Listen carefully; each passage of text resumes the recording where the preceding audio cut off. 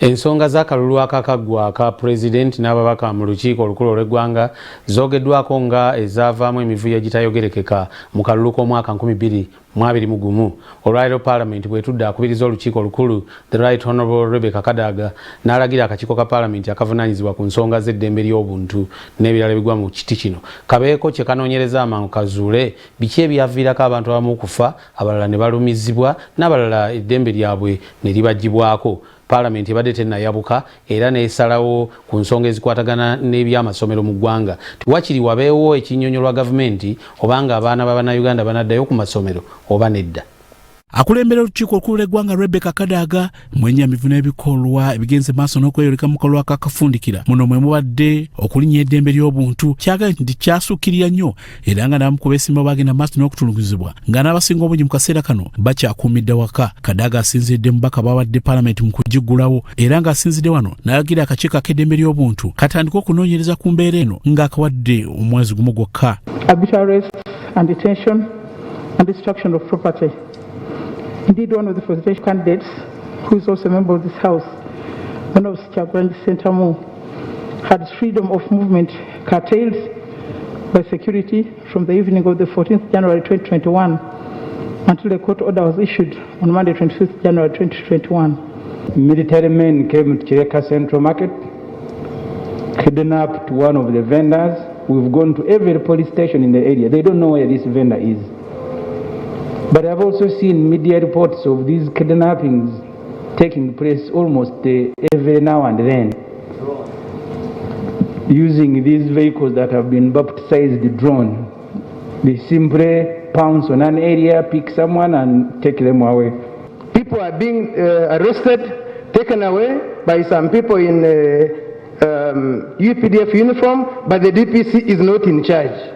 The Prime Minister is in here, Madam Speaker. Let the Prime Minister take interest in this because it's a serious issue.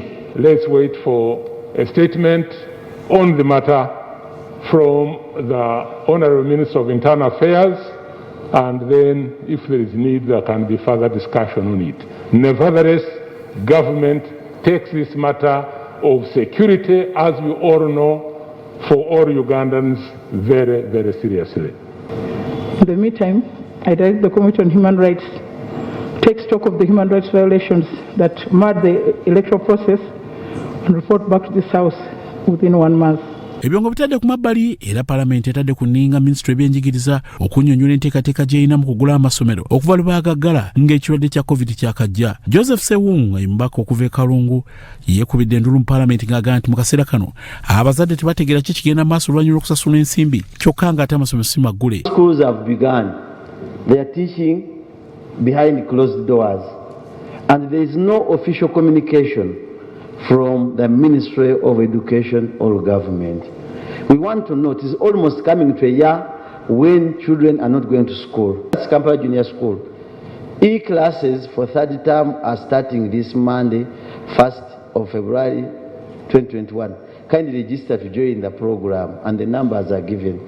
Now, if you are telling Sewung, a professional teacher, that a child in the P1 is going to be attending classes on e-learning and the third term, what kind of confusion are we facing? E-learning for P1 kids. That's why we fought the 320 billion of buying radios for children learning. This money would have been sent out to help prepare schools for first term by this time. Kenya has opened schools. Every morning, more than 5 coaster vehicles and buses come to Busia, Uganda to pick children to go and study in Kenya. And as the situation is going on, the parents who are Ugandans in Busia are wondering what is happening with Uganda, because as I talk now, the National COVID-19 Task Force is very silent on issues of education. What is really annoying us is that many international schools are operating. International schools are operating. But when it comes to local schools, the government is quite silent.